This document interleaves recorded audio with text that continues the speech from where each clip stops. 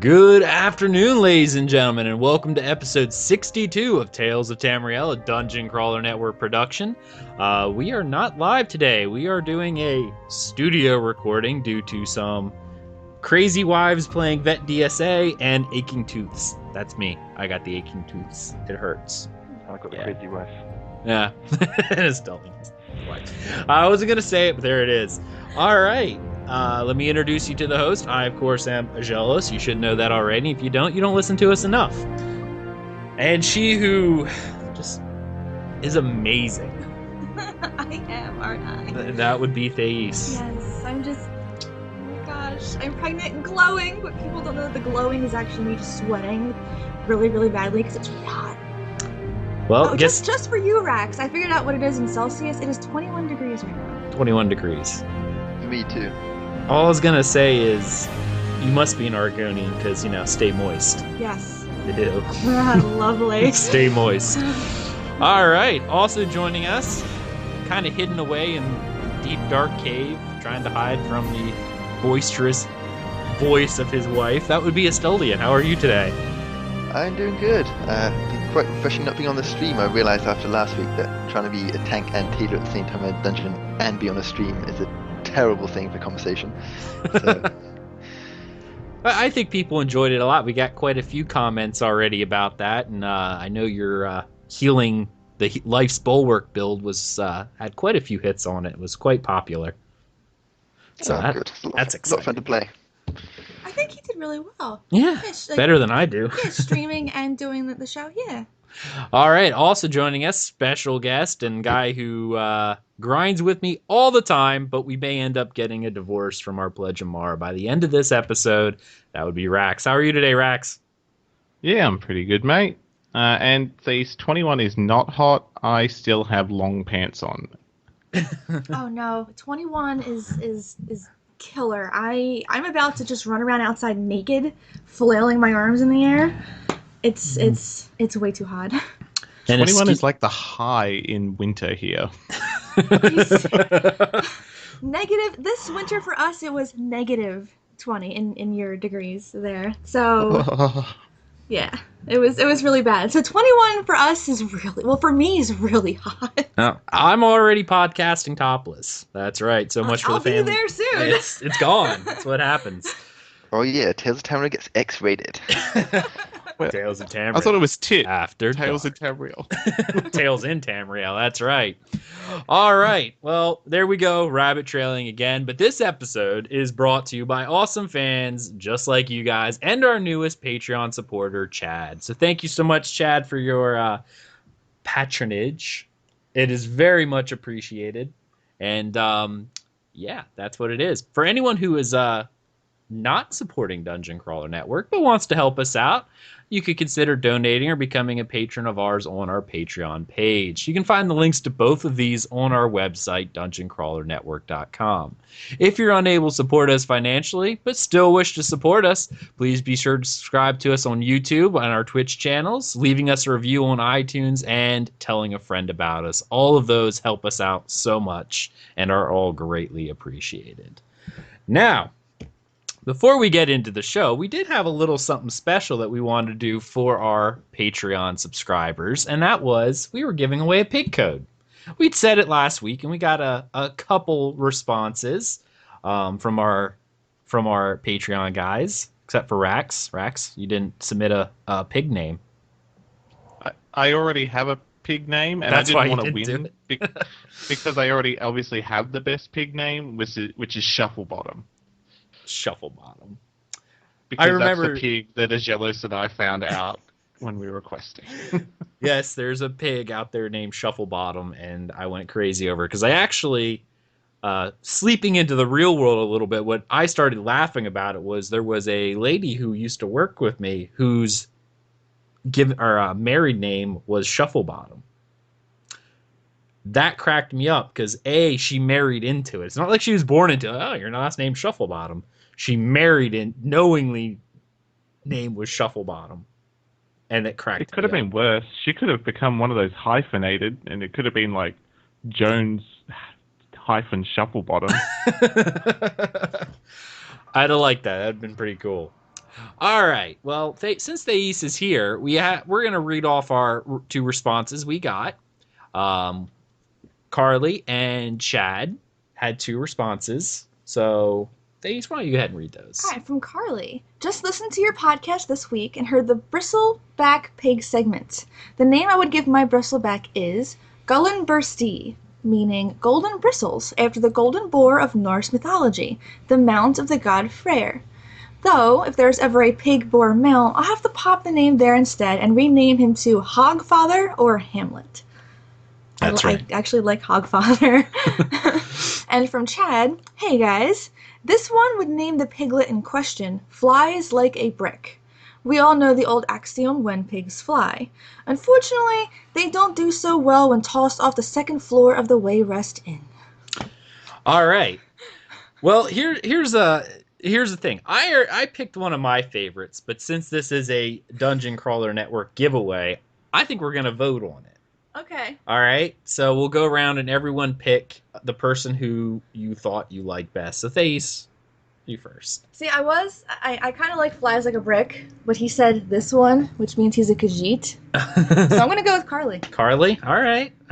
Is there one in particular that you liked? I liked Hogfather. Hogfather. All right. Asteldian, good sir. It's got to be Hamlet because that's quite funny. All right. Rax, why don't you go ahead and throw your vote in there as well?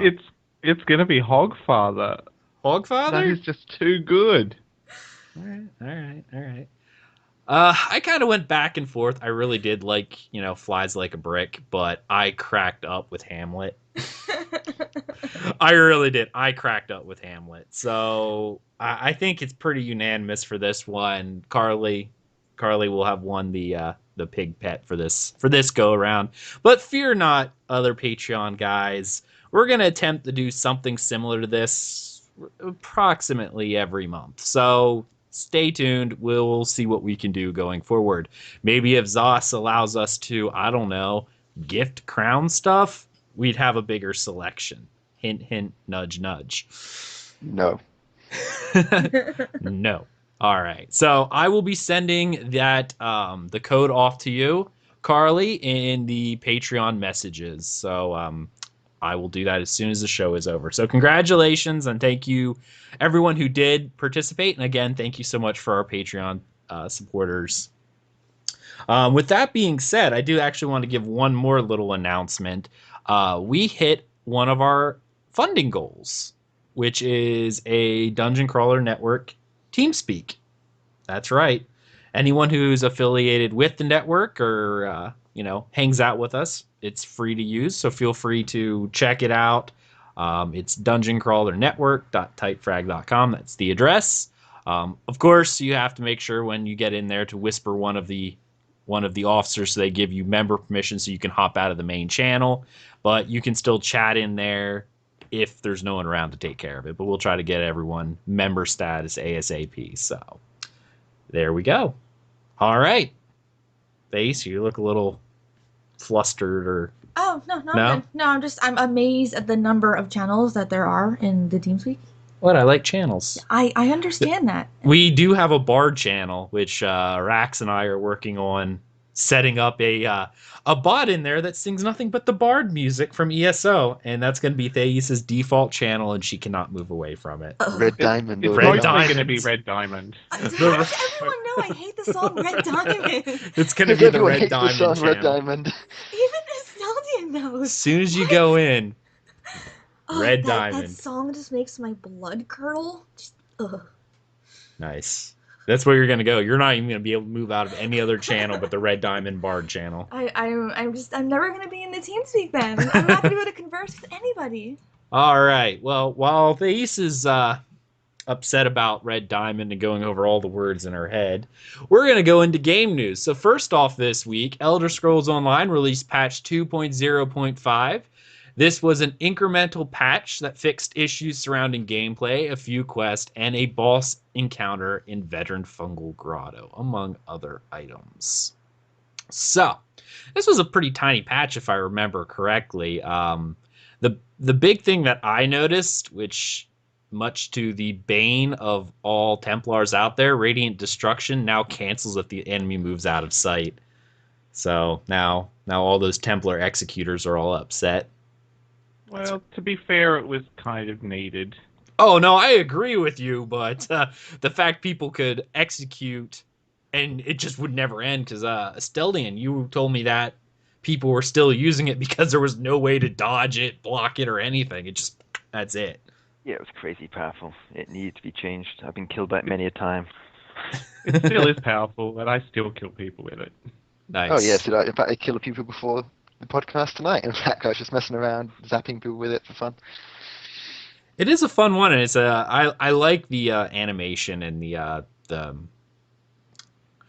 the graphical display for it is really nice. I like it. The other note was, Rax, there was something they fixed in here for you that you were having an issue, probably because I accidentally made you armor that was hideous.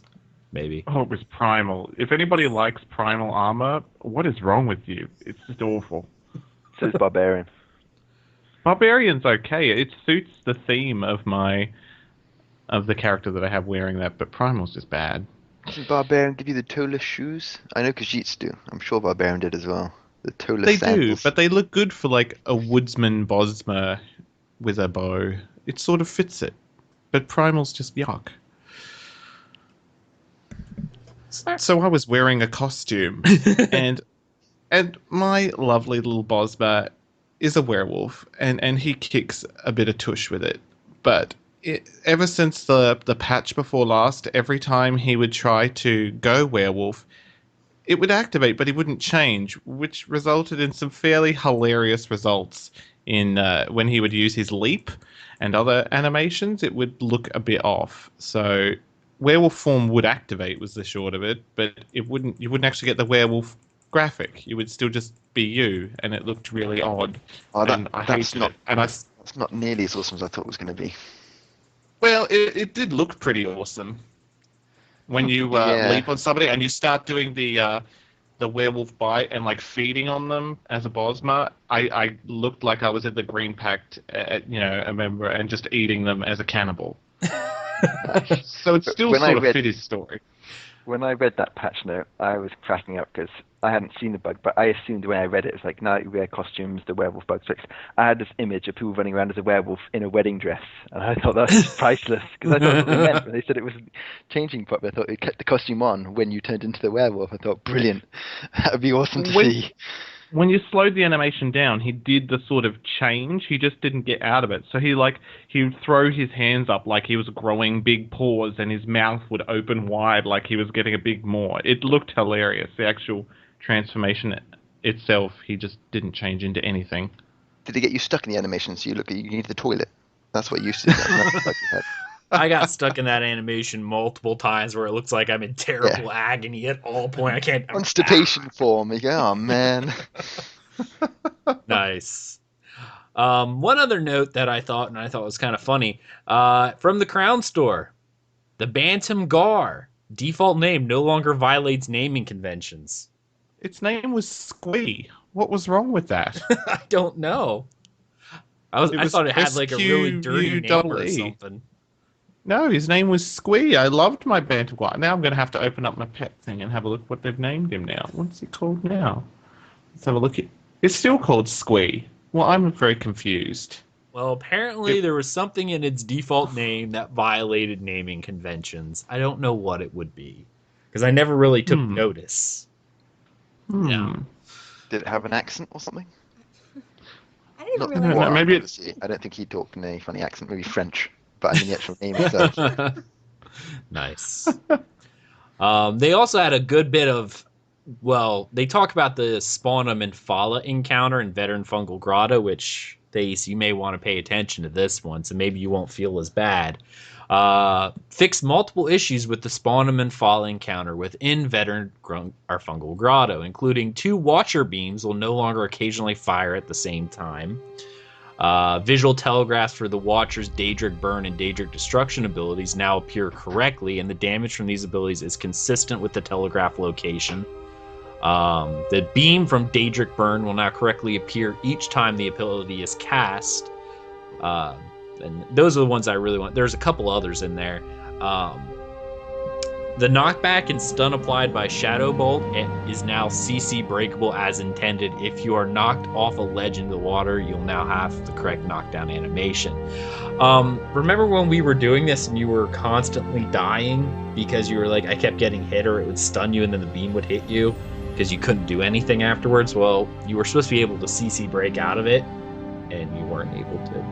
Oh, so now I'll be able to. So now I can actually scream and terror more because I can run more. Well, Okay. yeah, now you may not die every 3 seconds. Oh no, probably still will.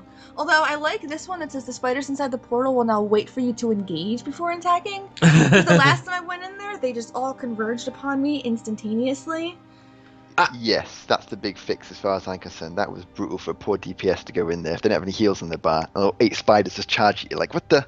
Oh, I never had an issue, but then again, I played the superior class. You're a Templar. Learn yeah. to be a Templar is Learn to my be a takeaway from Templar. that. Yep. They'll only be superior if I've got another game. Forget learn to play, learn to Templar. That's what it is. Learn to Templar. That's what it should be.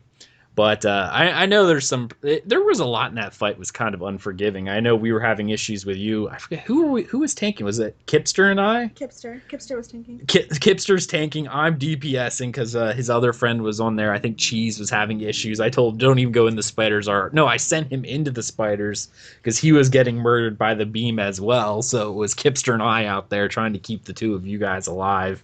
I was the healer. I was trying to keep you two alive. I know, but from the spiders I and kept the having to beams and the resurrect knockback you. and- All I remember is I was almost out of soul gems by the end of that. Oh, which That was I never gave you soul gems. By the way. Well, it's okay. I'm up to about 100 again. Funnily enough, that was the fight that inspired my idea for the tank healer, because our healer used to actually go into the cave, and I just do the healing for everyone while we fought the boss, while the healer went in and killed everything. And so I thought, well, actually, I could do it here. Maybe I can adapt this and do it for all the dungeons. So I have Mafar to thank for that. Very nice. Very nice. All right. Next little bit of news. The Tamriel Chronicle issue number 83 is out. And, of course, they highlight a lot of the art, and they show us the episode 15 of ESO Live with my hero, Lawrence Schick. Yeah, that's right. He's my hero. Which one is he? That one? The guy with the Yeah. amazing facial hair? Yeah, he's a hero. He is the man. On top of that, there was a lot of interesting fan art that I really liked. My favorite was the Den of Thieves Khajiit. Yeah. Was adorable. Mhm. Just because it's fantastic. It looks really good. Not that I'm into Khajiit, because I'm really not. But She's an adorable Khajiit. Just sitting there with all the stolen goods. That's right. So if anyone's interested in checking that out, definitely head over to TheElderScrollsOnline.com and check out their Tamriel Chronicle issue number 83. Specifically, look for the Den of Thieves because it's awesome. My other host, since Thais was talking, what do you guys think? Did you see it? Did you have a particular piece of art that you liked the most? I did didn't not see it. catch this one. No. I love looking at fan art, so I always look through it. All right. Moving on to the next section, the Battlemaster Corner, the Shadow Striker. Ooh, wow, a Nightblade. That's right. All right, Shadow Striker is, well, it's another build with a Nightblade, and I guess it's the obvious kind of, archetype, what a Nightblade should be. Dual wield and bow. And vampirism. Well, vampirism. I don't know. I automatically just want to throw it away because of vampirism. Asteldian, did you get a chance to check out this build, the Shadow Striker? Yeah, I did. There were a few things in it. I don't know. I wouldn't have the mist on myself. I don't think it's a very good skill, to be honest. But it was an okay build.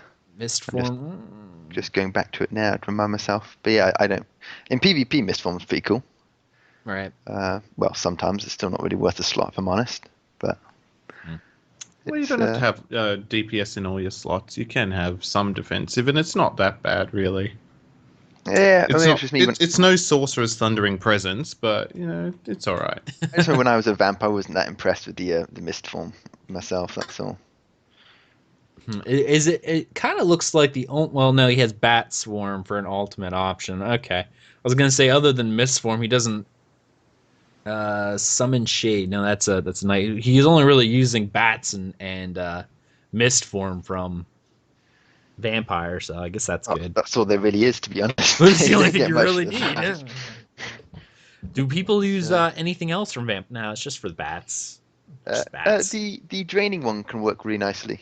Um, It's just if you annoying use you it can right. only use one target. Like, you can only hit it once, so it would be useless in a boss fight. Yeah, no good there. No, but I've seen it used well in PvP. Um, Obviously, it's got to be used right. It makes you a sitting duck. But if you use the bat swarm, which makes you the clouding swarm that makes you go invisible, of course, you go invisible. Then you activate the drain essence, and you get all your stamina and health back while no one can hit you. And they My can't interrupt you problem if with they it see in PvP is if they block it, you can't cast it on them again because they've got the immunity to it. So it's a bit of a miss for PvP for me. Well, that's what I mean. You can only use it once you activate clouding swarm, so they can't actually see what you're doing, and then suddenly you zap them with it because you're invisible, and they're like, huh, and then you drain them by surprise. That way, they're usually not blocking when you cast it, and they can't interrupt it because they can't see you. Should be able to CC break out of it though. I'm pretty sure they can. Yeah, you can do, but that's life. The one thing I That's still really a did stamp. like um, about the build is they wrote down exactly what they're using in terms of set bonuses and things like jewelry. They're using 5 Houndings, obviously, 2 Night Silence. All weapons are Night Silence. Shadow Walker jewelry. Now, the issue that I have here, and I want to highlight for anyone else who's doing this, if you're making all crafted armor, they have armor traits as divines, which is great, except for never use divines on chest, helm, and pants. Always use Yeah. infused. I don't know what the purpose of going all divines would have been. I don't What's think wrong you'll. with going all divines? Uh, because the extra 20% from at least a legendary piece for enchantments, I think you get more out of it. That's an extra 20% enchantment potency on your helm, chest, and legs. So I mean, at max, that's a lot of stat points that I think would make up any extra bonus that a divines would give you. I'm guessing he's probably taken the Warrior Mundus for the extra weapon damage, so maybe he's thought every last weapon damage counts. So I still go infused myself because again, if you're putting stamina on that, that's a nice extra bit of stamina from each piece. But Well, arguably, I stamina guess a few helps weapon damage determine would be your more. base damage anyway. It does, but it's what 10.46 stamina for every weapon damage you get. So if Divines gives you a few weapon damage, you need to get quite a lot out of those enchantments to get yourself. I still go infused myself, but I could see. I I would guess have if to you're do really the trying to math. if you're trying to max out the last inch, you'd have to maybe it work. My biggest concern is the fact that once again, since the first time I've seen this, his AOE is only on the bow and bow AOE. Yeah, I don't get that. Why people think the bow is an AoE weapon? It's that's not its strong suit. Acid spray feels weak. It feels terrible. Especially It when you've got does. Steel Tornado available to you on the dual world. Yeah, I mean he is using dual wield, and that is like Yeah, hands down the best yeah, AOE out there, with besides maybe impulse. yeah. Put your Shadow Cloak on the other bar. Well, I wouldn't use Shadow Cloak in PvE anyway, but you could put it on the other bar, and then you get room for Steel Tornado. Steel Tornado is your friend. Um, I haven't heard, and this is another issue that I have, is I haven't heard weapon traits he's using weighted, which is what is that, weapon speed? Yeah, it's unusual. Yeah, I don't find weapon speed, at least as far as I know from what I've read, it's not the preferred. They always tell you to either go precise or to go, well, right now it's sharpened and then precise, not weighted. Yeah, there's a reason why the game pretty much wiped out all haste type abilities because they realized the weapon speed wasn't that useful.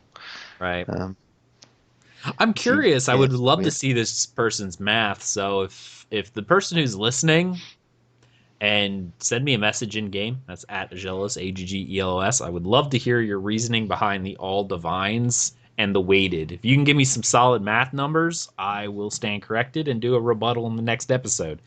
But I'm not sure why you went with these routes. But I'm really curious to see the math. I love the I'd have, math. Show me the numbers. I'd have taken the other shades morph as well. I doubt there's some Yes. math behind this, to be honest. I like the other shade more. I, The teleporting you know shade what? is I for always PvP. Have you seen some? I've been watching this week some Cyrodiil streams, and there was this one Nightblade who takes the teleport with the shades, and he'll be on top of the fort, have the enemies chasing him, use the shades, jump off, so all the enemies are standing on the edge trying to shoot him down, appear behind them because he's teleported to the shade, and then he'll use the destructive touch morph to knock them all off. Yeah, I saw Cypher's video on doing that. And That's the one that I watched. It was so Christoph funny. Summers. Yeah, it's great. I mean, and also I've just seen him do it where they jump off and then everyone follows off. And of course, they all get fall damage, but he teleports back before he lands. And then he just uses the bow to finish him off. Because they all jumped off willingly to try and kill him. Wow. Never follow a Nightblade off the edge of a cliff. Let that be a lesson You to have all been listening learned, here. people. They've been learned. I like it. All right. We're going to move on to the next little bit of news, which is the Lore Master archive about all of our favorite things, except for maybe Stelman. All things Guar. No, there's one more person who doesn't like it. Arc? Arcaneer does not like Guar. What? Yep. Arc. What's wrong with Guar? I don't know. He was saying it the last time we did the live show. He does not like Guar. Oh, I know. So adorable. I know. How can you not like Guar? I about rabbit punched Rax when I saw him kill a Guar. I know. We were No, trying. you He should- went and killed it, and I was ready to hit him. You thought that was bad. You should have seen it when I killed the bard in town. We were in Shadowfen, and he killed a bard who was singing our favorite song, "The Three Hearts Is One." So I intentionally didn't help him when the guard killed him. That's great. It was Next worth time, the kill death. more guards. No, It was worth the death to get his tears. it made me upset. It really did. Yes. I don't want to talk to anyone anymore. Oh, you're just done. No, I'm You're done. I'm going All right. home. No, you're going You home. didn't kill the Red Diamond, Bard. No, he wasn't even singing Red Diamond. He was singing Three Hearts Is One, and that's an awesome song. Maybe he was going to sing that next. Maybe It was- Rex it was on the maybe Rex docket. saw the playlist. He saw the playlist and knew Red Diamond was coming, so he's doing you a favor. Hey, I love Red Diamond. I know all the words. Ugh. I sing it That's sometimes 'cause for things. we've been subjected to it often enough. I thought Red Diamond were the words. I didn't realize it went on for more than that. Nothing else. He kind of tunes out after that. That drunken bard sing it again and again. All right. Well, all things Guar, and what's really neat is the person who's answering it is what's his name? Escu of Dalmora. If you remember, if you did the Ebonheart Pact and the Dalmora storyline, he's the poor little Argonian sitting outside the town going he lost his family and all of his family are Guar and you have to go get them back. It's cute. I love that quest. Me too. All right, Thais, go ahead and there's a book attached to this, Marwyn Fauna, Part 1. A copy of the full manuscript should follow this letter shortly. This is but an abstract to satisfy your curiosity until the scribes can finish their work. Common Vardenfell Guar. Guar are but the most commonly known species of a large family of bipedal, lizard-like creatures, having been imported to Cyrodiil as beasts of burden for hundreds of years. They are content to graze with their lower jaws for tubers and roots just under the surface of their ashland home. Wild Guar are mostly docile, but have been known to become feral and attack in the wilds of some lands. Guar are fierce if provoked, and have been known to kill. Their closest relatives are the Aelits and the Kagudi, also common in the lands of Marwyn, as well as the Pony Guar. Pony Guar, as nicknamed by visitors to Marwyn, are a smaller species of Guar that are rarely exported since they lack the physical strength of their larger cousins. Not well known outside of southern Morrowind, they are a curiosity sometimes raised as pets, but some do raise them for their meat and skins. Aelits and Kagudi. Aelit are close relatives to the Guar, with far sharper sets of teeth. They are omnivores, and while they do not hunt in organized packs, they have been known to attack other creatures and even people for an opportunistic meal. Aelit supplement their nutrition, much like the Guar, by rooting. For many years, it became the vogue for exotic animal enthusiasts from Valenwood to import Aelit for their own amusement. Many escaped captivity, and their descendants can be found stalking the great forests of the southwest. Kagudi are large, armored cousins of the Guar and the Aelit. Their most distinctive features are their tusks and head crests. They are territorial, fierce, and hostile. They hunt in packs and have been known to be able to flip a full-grown Nord in the air with ease. Scuttler and Bantam Guar. The scuttler is a small, docile species of biped, the size of a common house cat. They have no apparent forelegs and survive on eating smaller insects and groundworms. Having completely different reproductive and growth cycles, they are not related to the guar or alet. Scuttlers are more similar to the cliff racer family of leathery flyers than their form would suggest. Smugglers have sold them as pets in ports from Daggerfall to Haven. Bantam Guar, despite their name, classify as part of the Scuttler family and are not guar at all. Many have described them as ugly chickens, as they have a distinctive body shape and behavior that remind many of the common bird. They retain the vestigial wings, and unlike their cliff racer and cliff darter cousins, they cannot fly. Southern Morrowind farmers raise them for their eggs and meat. Sort of like a chicken. Yeah, kind of. Every time I see them, I just see Batman Guar. Batman Guar, because all the letters are there for Batman. Oh. Batman Guar. No, there's Yeah. no B-A-T. Yeah, there is. Oh yeah, there is an N. Yes, there is. Wow, I'm smart. You switch 3 letters around, it's Batman Guar. That'd be awesome. A little cape. Little cape. Scary, deep, Little deep black voice. cape running around with his little vestigial wings. Batman Guar.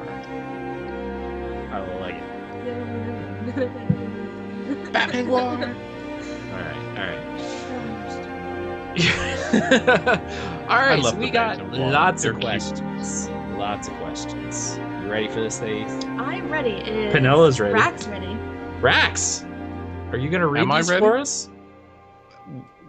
Do I have them? Where are these questions that I'm reading? Well, then we could just. I will. we could No, just I will. have- No. We're gonna make him do it. We're Okay, gonna make him do all right. it. We have to put him on the spot. I'm going to.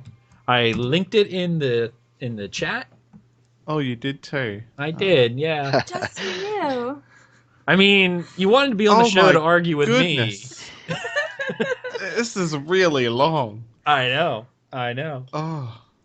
Enjoy. So, How many is am it? I reading the questions? Or You're the reading the answers? questions. Yes, I'm reading the answers. Oh. You're reading the questions. Oh my goodness! All right. Oh. Are they Greetings, one-word answers? Marsh brother. I hope you are sunned and warmed, yes? Even in my earliest memories, back when I was an angry slave boy at the beginning of the Second Era, our people have always had an affinity for and an interesting relationship with Guar. The Dark Elves ordered us to herd the creatures, feed them, tend to them, clean them. Oh, I remember my Guar friend Kajmet. I hated the old master so much when he cooked him for dinner. But I think the point I'm trying to make here is that without us Saxileel, the Dunmer would have almost no idea about taking care of their prized animals. Even in the ancient yet fragmented Chimeri records, which imply our race were forced vassals of their predecessors in the mid-First Era, there are mentions of lizards taking care of lizards. There are even debates between the Imperial Geographical Society and the United Explorers of Scholarly Pursuits over whether Guar and Argonians are, and don't laugh, Egg Brother, related. In their eyes, Guar is simply Saxileel with little to no intelligence, and this information has simply been lost to our people for generations. Like many other things before the Dunmer came. I personally have my doubts, but since Guar are almost as common to Black Marsh as they are in Morrowind, I would like to ask you what you think about this yourself. What is our people's special relationship with the Guar? From Azvu Warden, Wayward, and Contract Scholar. That was just the first question. I need a drink. Before you answer this, I do want to highlight one little thing. Okay. And I gotta find it on here. Debates, whether or not they're related. In their eyes, Guar is simply Saxileel with little to no intelligence. Isn't that all Saxileel? Your face is Nobler. priceless. They've built giant, big Aztec-like temples. How could they do that? They're amazingly intelligent. Yes, they are like. I wish I would have had my camera incredible. on for her because her face was priceless. That's why I Or said they it. had slaves to build them for them. Argonians are the best race in all of Tamriel. They are Well, I kind wouldn't go that far. and selfless, and they can perform any role. Doesn't matter what it is. Like they're the best race. No, they were make the best enslaved hand to the bats. best race. Yeah, you got a Dunmer over here and a Nord here. Yeah. Oh wow! Three hearts is one. Oh.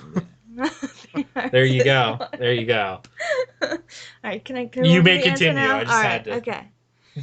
Haha, the warden makes a funny joke, is it not so? It is true that I call my Gwar herd my little family, but it is not because they are of my blood. That is not to say that I do not watch over their eggs as zealously as any keeper at the hatching pools, because I do. And the infant Gwar are so cute, I simply must tickle their tummies. Yes, I must. Tickle tummies. I will say, I love my Bantam Gwar pet Squee. He's so cute. Next question, All right. you ready? I share your love for Gwar, and I'm particularly fascinated by their relatives like the fierce Alit and Kaguti. This interest led me to read up on some sort of like reptiles on two legs, but apparently staying away from the pastures of Morrowind or Blackmarsh, dwelling in the territories of the Daggerfall Covenant since they were spotted near Dragonstar. I'm talking about the so-called Wormmouth and the Claw Runner, because in my travels I have met no one who has come across them. I wondered if you'd possess some information about such a peculiar species. Alas, Shankin, right horn.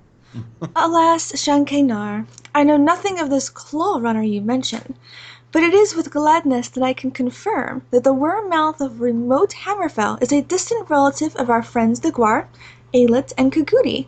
I am told that Hammerfell is not moist, no, not moist at all, so any Gwar and their cousins that live there would be sad lizards indeed.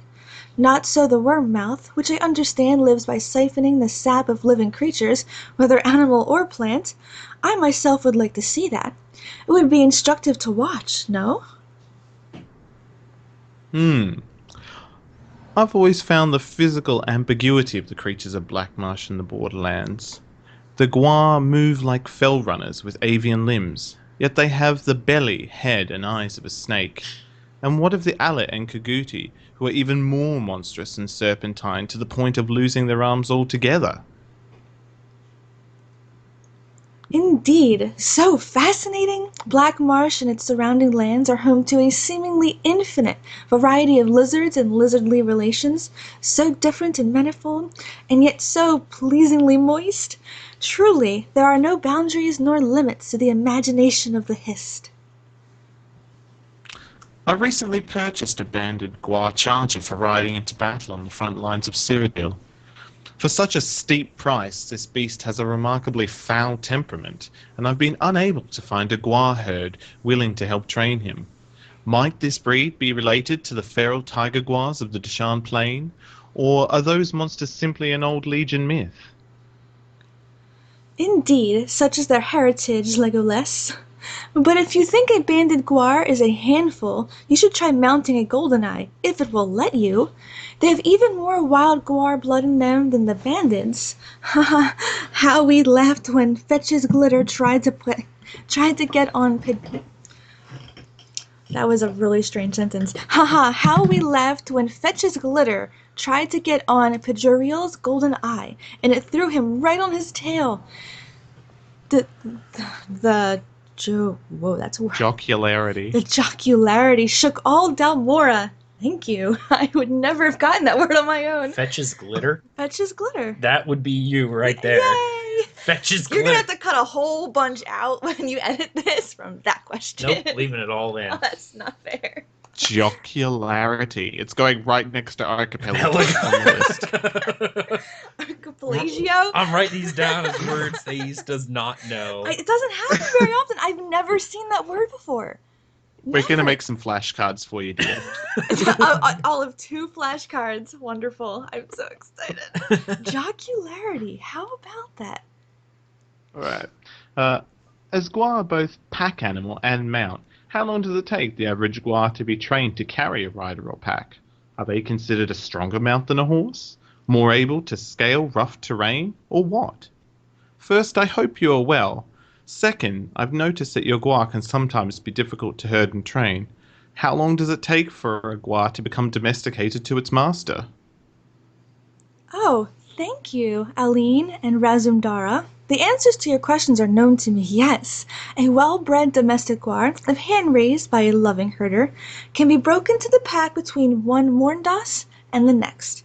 To saddle-break a guar takes longer, as much as a month, for they must be persuaded not to pursue their inborn instinct, which is to turn and bite great chunks out of any creatures that land on their backs.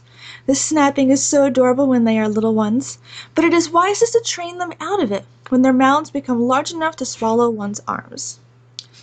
As for comparing guar to horses, there is no comparison whatsoever. Guar are stronger, greener, have larger feet, are smarter, more loving, and moister than any horse ever foaled. I believe that is why the Dark Elves ride their guar and eat their horses. I like that one. Wow. Interesting coincidence. It takes a month to saddle break one of these things, and it takes a month of ESO Plus to be able to buy one. Ooh, connection? Yeah, law in the Crown Store. I told you it's there. Wow. To the Honourable Escu, when I was one young one, my nanny started telling a legend of a gift-giving guar. My parents quickly interrupted her, and I forgot all about this until I found it mentioned on an old piece of paper alongside the brave little squib. Are you familiar with this legend, and can you elaborate? With high regards, Philosa Elthara. I believe you refer, handsome Philosa, to this well-known hatching pool rhyme. There once was a gift-giving guar, more generous than Quama by far. The snorkel it gave me was later to save me when pursued by slavers from Nar. To Escu of Delmora, I recently purchased for myself a tessellated guar to ride on and carry my things. Being an Argonian, I figured I would look less silly riding on a scaly guar than on some tall white horse. However, after purchasing the beast, I realized how little I knew about guar care. What must I do to keep it healthy and happy? At least enough to do what I want it to do. What is its diet? Do I need to trim its nails on occasion? By the way, the pages of this letter carry a deadly disease of my choosing. Just an incentive for you to respond to my questions in a timely manner you understand. When I receive your reply, I'll send you the antidote. I am an Argonian of my word. Dodger's death. Ha ha! Dodge's death. Always you make the jest so moist, yes? As for the taking care of your guar, nothing could be easier. A diet of live whole rodents, the larger the better, will keep their eyes sparkling bright and their scales sticky. I like to toss skeevers to my little lovelies from 10 paces away and watch them snap them out of the air. Remember that their lower colons are prone to parasitic infestations, but these are easily dealt with, as if you tickle a guar at the base of its tail, its sphincter will relax.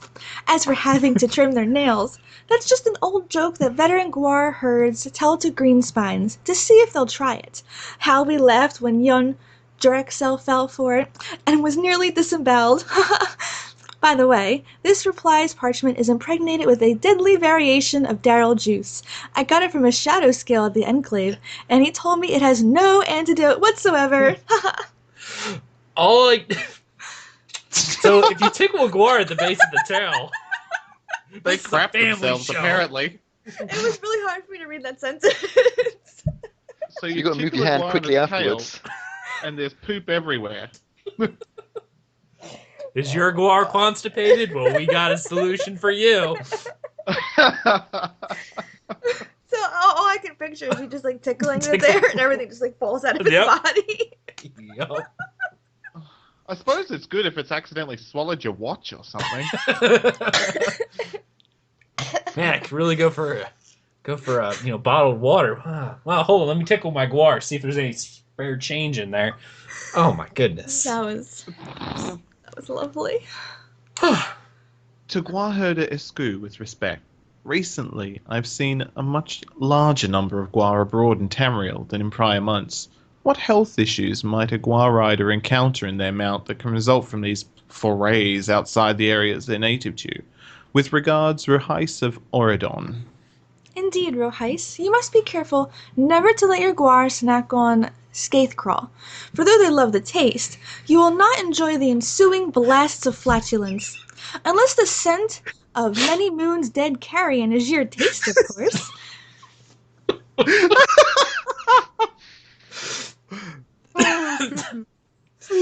I don't know who wrote this. They must have had a blast doing this. So you don't let them snack on Scatheclaw. Maybe you got to tickle their tail if they eat it to get it out of them first.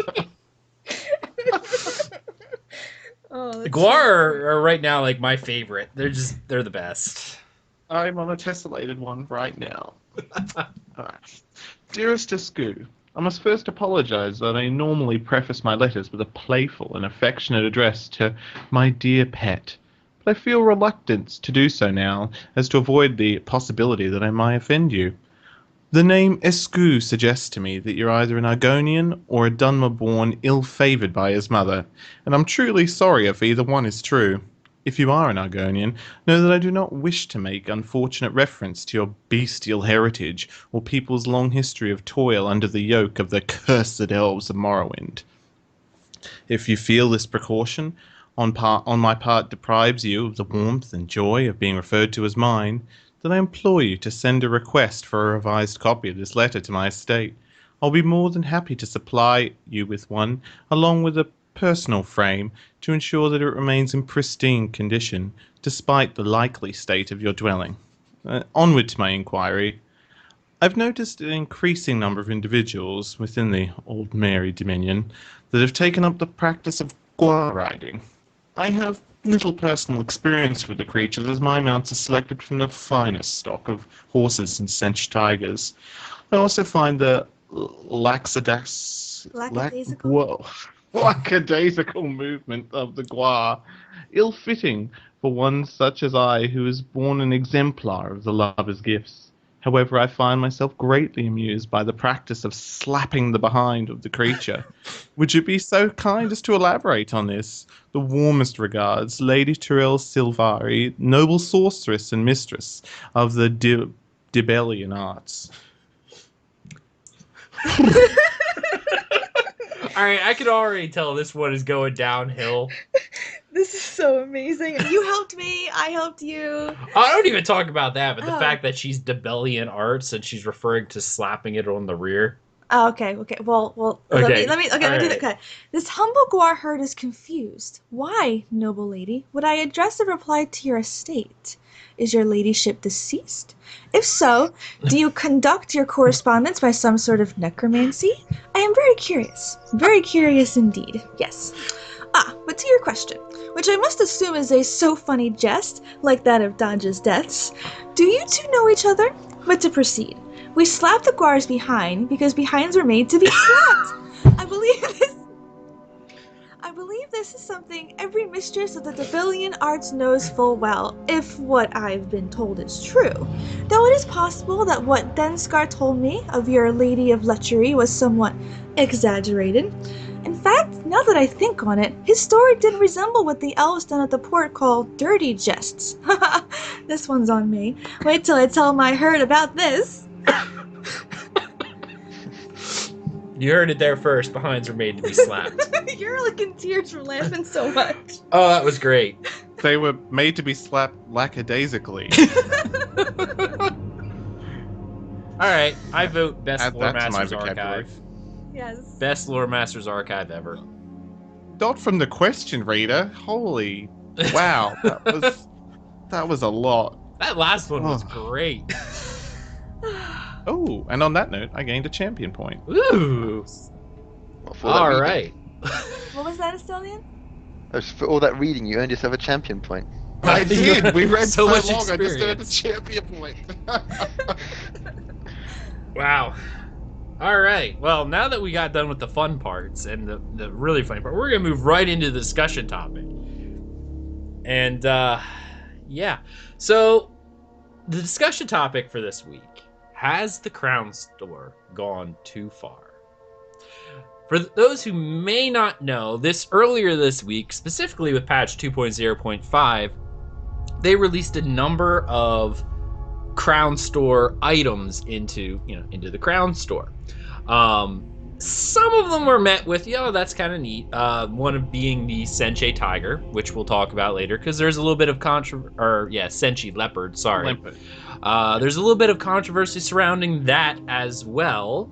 Followed by a Pledge of Mara, which was awesome. And then we break into the stuff that people are sort of complaining about. Skill respect scrolls, attribute respect scrolls, and crafting motifs. All right. So let's deal with the first thing first. I'm gonna go around and I want to get are you in favor of what the Crown Store has done so far? Do you have reservations, or are you all out against it? So is that excluding this lot, like so far as in prior to this? It's everything up until most recent, yes. Okay. Thais? I am completely against the motif bundles. Okay. So you have reservations. Okay. Is that is that actually what you wanted me to say? Yeah. Oh, I have reservations. Okay. Someone's being script fed here. What's going on? Being script fed here. Well, no, she's reading through it, and that's great, and we're going to talk about that. But originally, I just want to get everyone's opinion first on what they. All right. Okay, take two. I Take have two. reservations. Excellent. Awesome. I can edit all that out, but I'm not going to. Okay. Because that's a lot of work. Man, it's like we do a professional show here or something. Or something. Or something. And Rax's turn. Rax, what about you? I could not be more in favor of the Crown Store than I am. Off the show right now. Divorce. Divorce right now. We haven't even got into it. Still, I just spent 1,000 crowns on a Pledge of Mara for you, my lady. What's going on? Well, we were just two different people, all right? Actually, you're both guys. You're pretty similar. Steldian, how about you, good sir? Well, I always have reservations because I think Crown Stores always inevitably go downhill at some point. But so far, I've got no issues with what's there. Okay. I have reservations. Good All answer. Right. Now that we know that, we got two people who are in favor of and two people with reservations. At least you're somewhat on my side, and I like that. Thank you. You're welcome. Stand by your man. Your real wife has to be on your side. I guess. All right, we're going to address the first thing first. The Senshi Leopard, which is a limited time, rather expensive item. Okay. I don't know if anyone really had an issue with the limited time. I didn't really see that. I'll ask the host when we go around, but from Twitter and some other news sources and stuff, that really wasn't the big thing. Some people, like some buy-to-play games and ones with the item malls in them, tend to have these, these limited time type stuff to try to generate some cash randomly. Whatever. A lot of the issues started springing up with Zos's almost daily, or probably multiple times a day, messages using the server alert chat to go, have you bought your Senshi Top Leopard yet this week? Yeah, it only lasts until whatever, in 3 different languages. Well, that was almost as bad as last week's. It's International Pet Week. Have you bought a pet? Uh-huh. There's been a lot of controversy about the spamming that Zos has been doing about their Crown Store. We all know you have a Crown Store. We obviously know that. But they seem to have the need to spam us from the system chat fairly frequently. And I know some people are saying, with a buy-to-play game, what did you expect? Just so you know, I'm not in favor of the buy-to-play, so that's me. Thais, what are your thoughts? On everything you just said? Is there like something you want me to say, or can I just say read the script. No, I'm just sorry. I forgot about the script. Sorry. Oh my gosh, you said so much. I'm already forgetting the first word you said. The whole spamming thing, I totally get it. Because it is a buy-to-play, you have to expect it. How frequent was it? Because when I was playing, I didn't notice anything. I've noticed it like twice a day, and it's been almost every day. So it's only like twice a day? Do server spam? What about server spam? did Guild Wars 2 do this server I've never spam? seen server No. spam on Guild Wars 2. I've never noticed it on any buy-to-play game, so I don't think it's fair to cast it a buy-to-play. I think this is a ZOS thing. Oh, yeah. Because now that you say that, Rift doesn't do it either. And Rift is completely free to play, so they don't even get box revenue, which is crazy. Yeah, actually, no. Maybe they do. Maybe Rift does. But Yeah, that's but- besides the point. In Rift, every time you go to a merchant, it opens up the damn crown store anyway. So Oh, it's that's kind of it's Yeah, in your no. face no matter what. Free to play one, they throw it in your face a lot. that is true. But Guild Wars 2 is the best one to use because it is the same model. It's you buy the box. They do have a cash shop. But it's not thrown in your face. No, which, actually. Which this seems like it is. I can understand why they were flashing this every couple hours. Yeah. Okay. If it's only every couple hours, that's no big deal. If it happened every hour on the hour, then I think it'd be like, oh, it's a little too much. You're a little overzealous here. Can you stop? But you That- got to remember, every time it went in 3 languages too, which is always fun. Well, so it takes up a large chunk of your chat. You look at it, and then you forget it. It's no big deal. I'm just going to put it out there. Before last week, had anybody heard of International Pet Week? I've never heard of it either. No. Before they started spamming it several times a day, that it was International Pet Week. Please buy a pet. Yeah, that. But Yeah. that doesn't bother me. That comes with the territory of possibilities with a buy-to-play or a free-to-play game. Right. That's It really okay doesn't. with me. But no, but I said the possibility. Possibility I could see.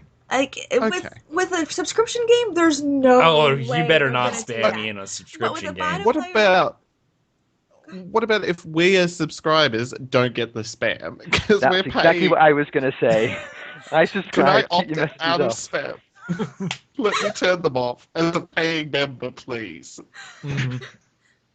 My other thing is, I love this mount. I love how they gave the other players who didn't get the Senshade Tiger a way to still have a Senshade mount. And they're not keeping it there permanently. It's if you want a really cool mount like everybody else who was loyal to us, then you have 3 days Mhm. to buy one. So get it now, before it's Okay. gone. Well, loyal to us. Do you mean that as in like time? Well, yeah, because if you did all the time required to get the Senshade Tiger, then you were loyal to the game and to Zash, you got the prize. You only had to be loyal with your wallet. Like, I know people who made an account, bought 5 game time cards, and got all the loyalty rewards, including the mount. You didn't have to have played since the Yeah. beginning. Unfortunately, in Thais' defense and against those, I actually wish Zoss wouldn't have done that. That was a money grab move, and I thought that was complete BS. They shouldn't have done that, but they did because. If people have that kind of income to throw away, Well, no, it's not even a matter of income. It's like that you're not showing loyalty then, because I saw a bunch of people who gave up after 3 months, came back, and as he said, bought a bunch of game time cards so that they could get it. It's like. This was supposed to be a reward, and this is off topic, so we're gonna end it right for here. the loyal For players, the loyal yes. players, that's Zoss's fault for allowing that to happen. That should never have happened. But I do think this is a great idea. This mount, the limited time, the mount looks really nice. They did a really good job with the feline mounts. They look amazing. So this I have no problem with. I don't have a problem with the quote unquote spamming either, because Okay. twice a day is not spam. And there's another couple of these mounts to come. We've seen them data mined. There's another, I think, at least 2 of these Senshei Tigers to be released. Ooh. Asteldian, good sir, the major complaint is obviously with them using the server message to spam people. And this, of course, happened, as Rax pointed out, and I actually even forgot about this, was the National Pet Day thing when they released, I think it was the same day they released the 4 new pets, too. So it's like every time they update the Crown Store, they have to make sure we know about it. Yep. Yeah, that's getting a little annoying. It's not a big deal, but I don't. You put it in the chat box if you want. Don't be putting it straight across my screen. I'm in the middle of a fight or something. I don't need this big yellow writing to come up in my face saying, "Hey, come buy the Senshei." It's like, well, if I wanted to buy it, I'd have already bought it, mate. Don't be spamming it in my face. And I go, "Oh yeah, I totally forgot about that. I knew it was there. I don't want to buy it." Send me a Zoss mail or something. I'd be fine with that, but yeah. Yeah, exactly. I mean, as Rax said, I subscribe. If I subscribe to various sites, I can get rid of adverts. So why can't I subscribe to ESO and get rid of this stupid blooming window turning up telling me what I should buy. Right. As for the Sentry itself, well, I said ages ago that they were bound to bring reskinning our so-called exclusive pet and then selling it again. So I wasn't surprised. I thought it was a What? bit soon. Games don't reskin? Yeah. Well, Did you buy Warcraft it? doesn't use the same 3 models for all 800 mounts they have. Did I you pick agree. it up, Asteldian? No, I didn't. Despite being told many times a day, I didn't pick it up. In multiple languages, too, Yeah, by the way. I'm not that easily swayed. Yeah, I actually agree with what the Dues crew said on Dues and Tamriel. I have no issue with them doing it. It's a bit early to be selling what was supposed to be exclusive, but more importantly, it's more the fact they made the loyalty mount sound so exclusive, and then 3 weeks later, then sell another version of the same thing. It's like you could have waited a little longer, or just not played up how big this exclusive pet was going to be, which of course encouraged people to buy the game card so they could get it because they didn't want to miss out. And now you can buy another version of it anyway. So it was a bit of a money grab. Well, that's pay to play for you. Yeah. Maybe if they'd have sent him a letter that was, spiked with poison, he'd have bought it. He might have bought it, yeah. See, I don't mind the exclusivity with the other mount because it is a different skin. I mean, Warcraft did it too. I have what was it, the Zandalari Tiger or whatever that's no longer in the game. Am I upset they released 8 other mounts with the exact same? Well, all the Night Elf racial mounts were essentially the same model. It's just I had a unique skin to it. And that's the unique part of it. Yeah, but when you think how long everyone waited for a Sentry Tiger, and it finally came, so it was like the first of its kind, the feline mount, and then to suddenly make another version so quickly afterwards, it was Again, it's also limited. Yeah, and then it'll come out again when the consoles come out, etc., etc. But yeah, it just would have been nice to, finally brought out the feline here, have a little bit of time being able to run around, going, look at me, I've got this exclusive mount, and then they can come up with the other versions later. But it's not a big deal. I predict we're going to see a Sentry a month. I actually think we're going to see this mount again. Yeah, I think we're going to see Guild Wars 2 Sentry does a this. month. This exact one will come back again. Guild Wars 2 does this too, where when there's an event or something like that, I know they did this for the Living Story, like they released one of the main storyline weapons, or like one of the Living Story characters had a unique skinned axe and dagger. That was available in the Crown store for 3 weeks or whatever it was and went away. Well, it also came back sometime later because they do recycle it. They kind of try to do the limited time because they don't tell you when it's going to come back. You should know this. Maple Story does it all the time with the classes you want. They put it to you for a while to try to get people the rush of money going, oh, I have to buy it now because I don't know when it'll come back. This exact mount will come back in 6 months. This exact mount will end up being on the store permanently eventually. Eventually, yeah. I agree. Yeah. In a month. Why would you? I know it's not much effort to put another skin on it, but it's still some effort. Why would you do that for a 4-day sale when you could just put it on the Crown Store and keep making money out of it? You'll do both. Yep. Eventually, that's how it works. My thought is with this mount, they're going to sell the other 2, and they're probably going to dole them out a month at a time. And then once they've sold them all, they'll probably put all of them on the Crown Store at once. And as a bundle. As a bundle. Essentially bundle. As a bundle, yep. Nice. They could call it Pussy Galore. I don't know. Pride of Pussy. Oh my god. I'm going to have to edit so much out of this. That's actually the only thing that's been banned so far. I'm surprised. Rax is doing really well. He curses like a sailor. Fusro dolling this entire episode from here on out. I'm so proud of Rax. Hold on. There's nothing wrong with the word pussy. I made a James Bond reference and it was funny. Come on. If you let moist be said again and again, you can certainly have the word pussy being said. Because there's so many, innuendos that go with that word. Innuendo? Not the same sentence, though. All right. Next up is crafting motifs being available on the Crown Store. Wait. All right. Yeah, let's go. I got to get my boxing gloves on. All right. You know what? I'm actually going to let Thais and Asteldian go first before Rax and I give our opinions. All right, well, then I will let Asteldian go first. What is the question that we're answering here? How do we feel about How do crafting you motifs? feel about the crafting motifs being... That's all you got to answer. Okay, go ahead, Asteldian. Okay, yes, God yes. I'm sorry, but motifs are the classic example of fluffy, costumey crap. Get them on there, fleece people for all the money you can make, 50 bucks for a motif. If someone wants to waste that kind of money on it, great. I'd like to shake the hand of the genius who's like, oh, let's sell these books and let's sell them for $50. Yep, get it on there, sell them. Hell, put dies on there. Throw everything on there that doesn't anything that's like a speed bump, so that you don't end up selling gear that actually matters. So at the end of the day, what's a motif? It's just a crap version of the costume that they're going to put out anyway. Because you can already get the Breton costume. Soon there's going to be the Yaltma, the Bosma, the Imperial, the Dreamer. They're all going to come out with costumes, and everyone loves costumes. They're happy with that. Suddenly a motive comes on there, like, you can't do that. Why not? The motives are redundant anyway, because you're just going to buy the costume you like and wear that all the time, rather than a motive where you're only going to get half your gear in a crafted set, and the other half's going to be loot drops anyway, so you'll look mixed, matched, and stupid, so you're then going to go and buy a costume. So motives in themselves are redundant, so please sell them and make as much money as you can on them. Ace, you're up. Oh, ouch. That was a really good argument there. You almost swayed me. Almost.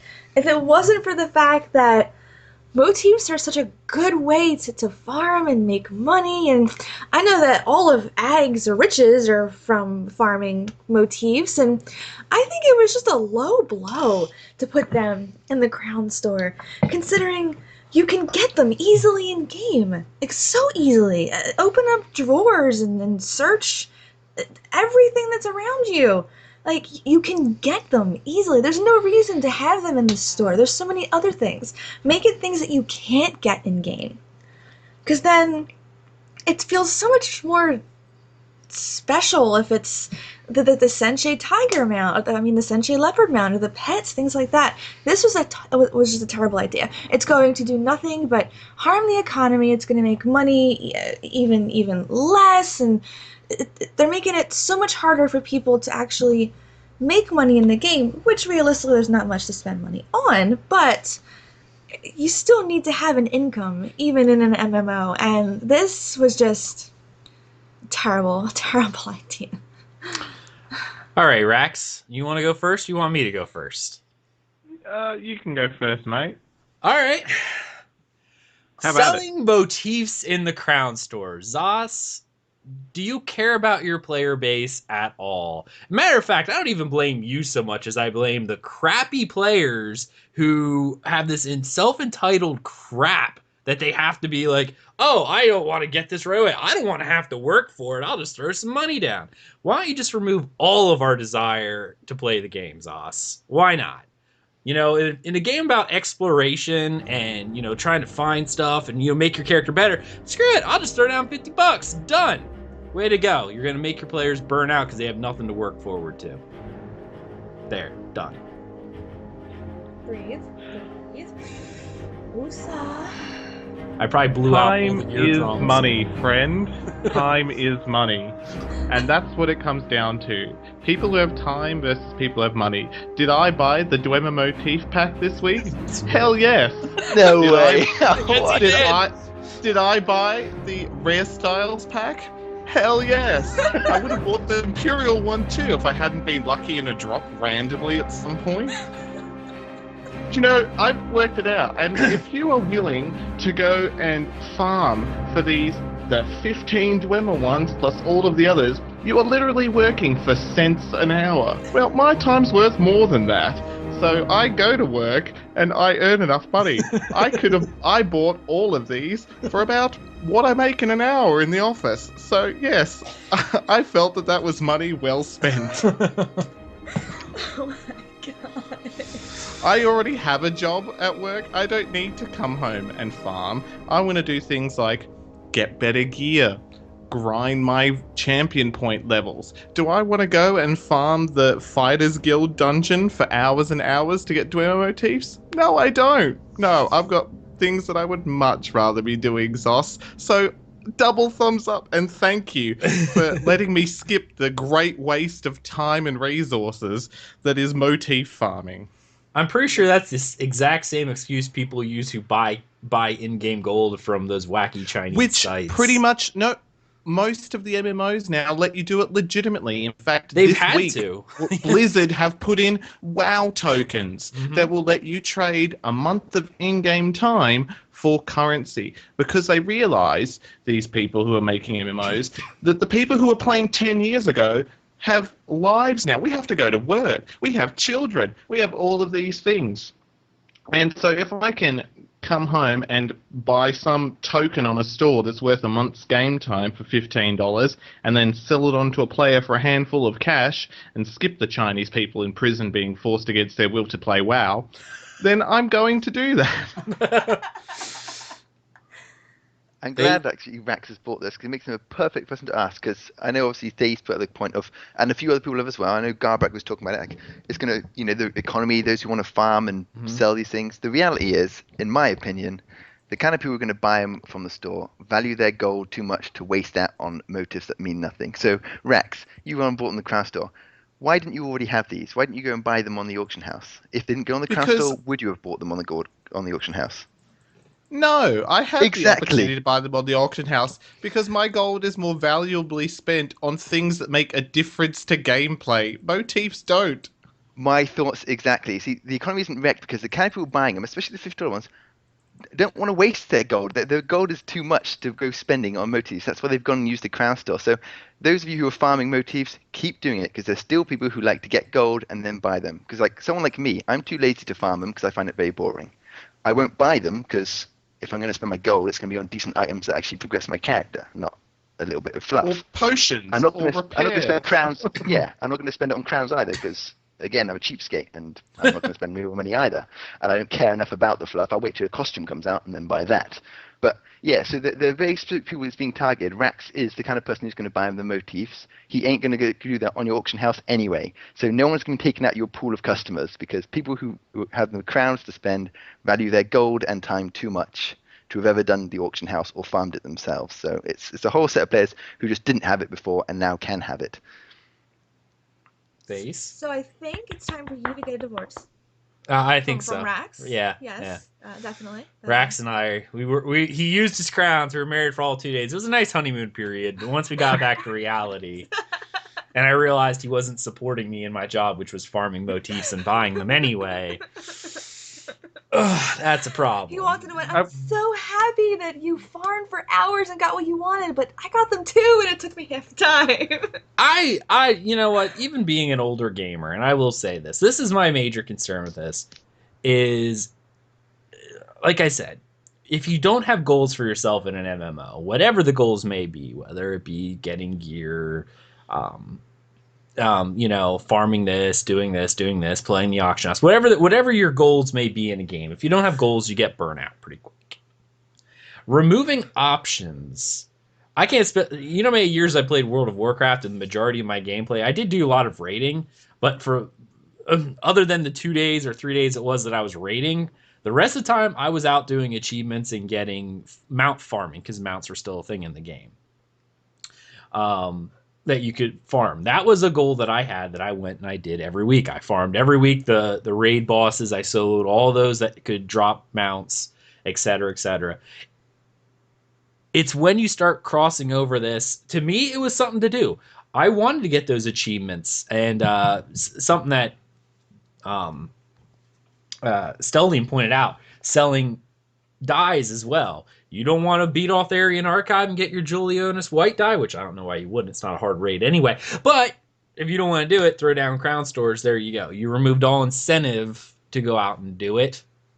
To get those rewards. Then that person who has those awesome dies.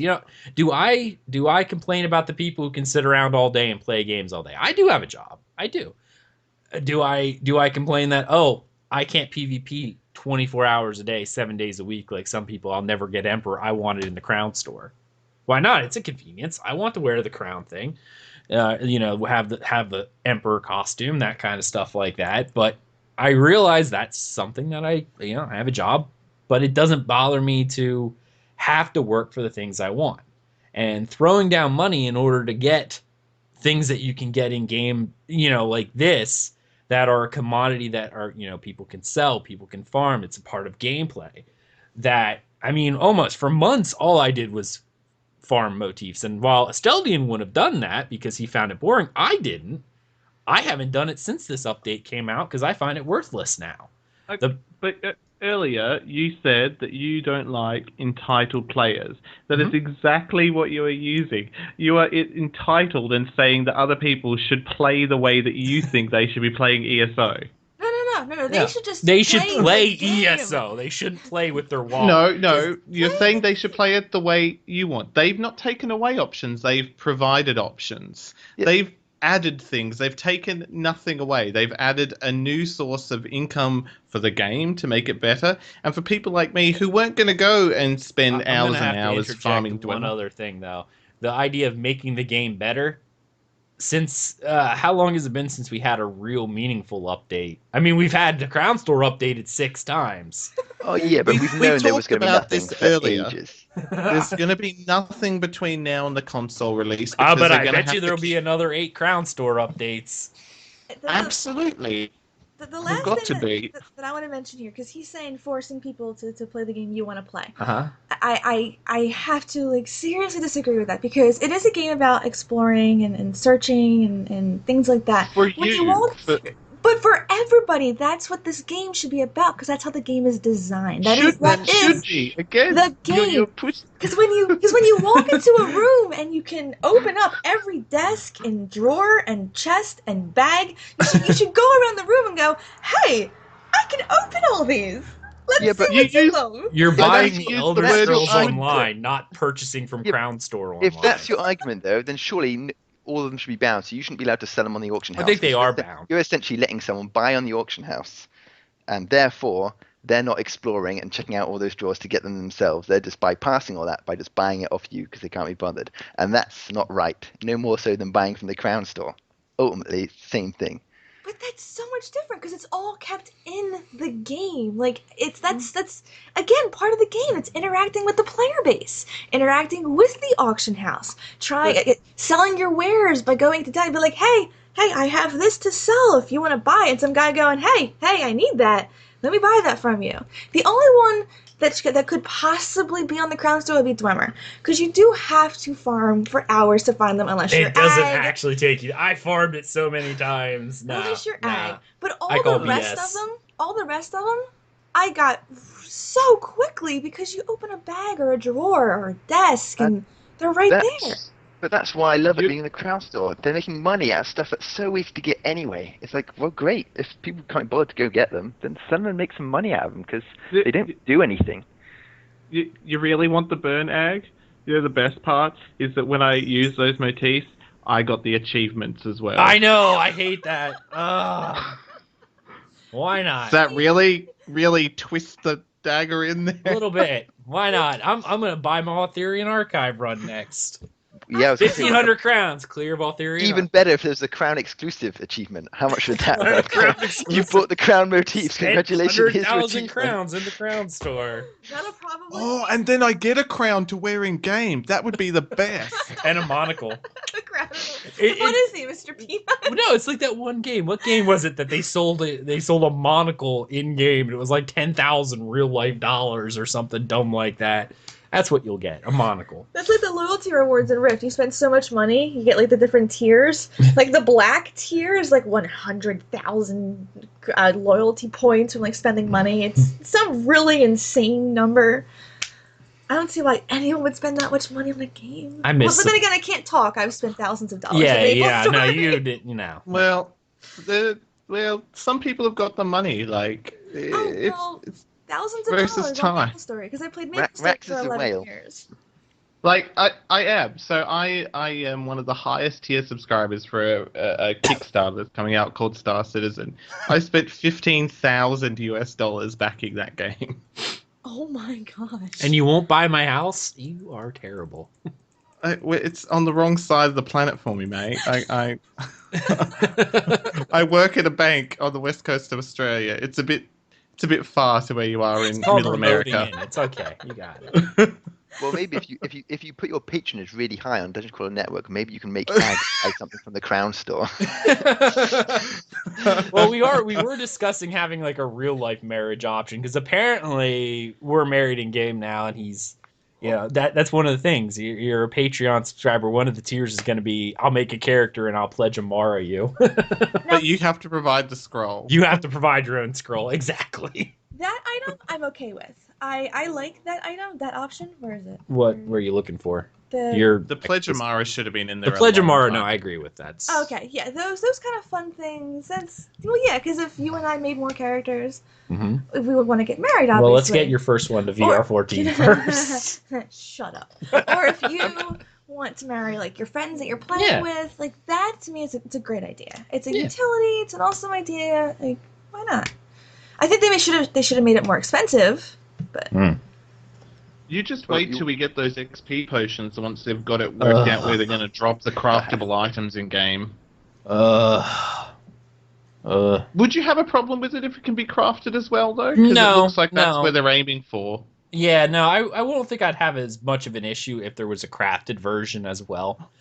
That way the whole idea of crown stores in general, other than like this motif thing, mostly was vanity items. Problem is with the crafting motifs, I guess you could argue vanity, but it's also part of crafting, which isn't something that's vanity. But it is literally vanity. All it is, and it's not giving you like, okay, I've got all the Dwemer patterns now. I still have to go and get a bajillion Dwemer frames, which cost thousands each to be able to make anything useful out of them. Until they offer you a Dwemer frame pack. But if he had actually farmed for the Dwemer motif, he probably would have had plenty of frames. Yeah. Yeah. But instead, I've enjoyed playing the game the way I want to play it, not the way that someone else dictates to me I should want to play my game. Well, I don't know. Elder Scrolls Online has dictated the way you should play for months. It was called the Elder Staves Online, where nothing else was that good. So, they're not above telling you. Wait a minute. You don't want to use that argument because if that's how it was, you went against playing the game the way it was supposed to be and played a Templar. Oh, so I know. You kind of just bet his argument. I know, but I didn't buy anything off the ground. And a Nord Templar. The Nord isn't really best in slot for any class. What Argonian is? No, Argonian terrible. No, they're just terrible. All right. We've kind of went around. We've had heated debates. Zos, I'm just putting it out there. Where the hell are our character recustomizations? I know they're coming, but you were going to make money hand over fist as soon as they're out. Yeah, not going to make on those XP potions there. It depends if they're craftable as well. But you know what they do, don't they? I can see that you can craft them, but the ingredients are so rare. But on the Crown store, you can buy the ingredients. Packaged crowns. Hey, I would buy the Dwemer frames if they put them on the Crown store. Are you listening to me, Sauce? Give me my frames. Give me my frames, Sauce. Well, we now know who your biggest Crown store customer is. Throw some on the Crown store, Rax will buy it. Keep on buying, my friend. That stops them from needing to put on gear. I like it. Just keep feeding the money. Buy some more motives, just for the hell of it. Just keep buying them and stock them up or something, whatever. Decorate your house when it comes to them. That's the other thing, though, is that those motifs are character. They're not a count. They're per character. So, you've got to pay a lot if you want to have it on more than one. I only have one. Unlike... So. Right. Well, that's because you haven't got them to V14 yet, and the game's been out a year. No, that's because I don't believe in alts. I do everything on one character. I would do everything on one character. Hey, Zos, you want me to buy something on the Crown store? Give me a pack of 100 skill points so I can do everything on one character. I'll throw money at it. But oh my goodness, yes. I can complete everything on one character because I know how to prioritize. Well, then you're not doing everying. Throw in a sword and shield and heavy armor. Tank for me. Well, what are you prioritizing? It's obviously not leveling up. Ooh.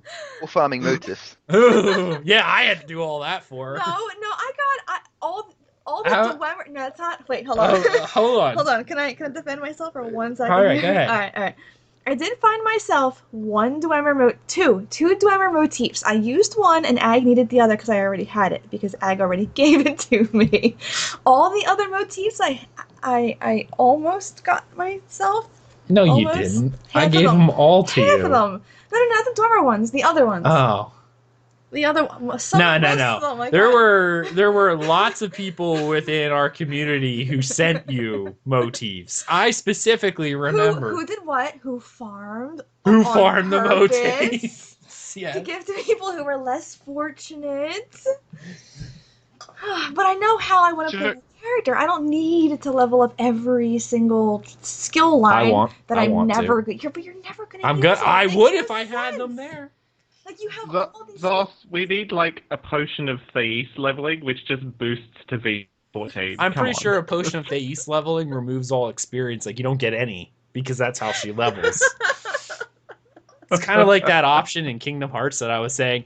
Why in the world is there a perk that says no experience, like removes all experience? Who would do that? Well, Thais obviously has that checked in her game. Oh, I do need an experience valve for like increased experience by like 100%, because that would just be great. It really would. Sounds like but you it's need not those my experience fault, though, potions. because he out-leveled me because he's kind of a jerk. I told him, if you want to farm, that's fine, but do it on both of our tunes. So I'm right there behind you in levels. And he went, okay, and never touched my tune. That's because every time I asked to log in, the password wouldn't work, and then I'd be like, hey, when I finally did get on, I'm like, hey, I need that code, and you're like, well, it's in my email. I'm not getting it now. That's such a lie. No. You. And by the way, I only farmed Second 2. divorce today. You know what? I'm free at this point.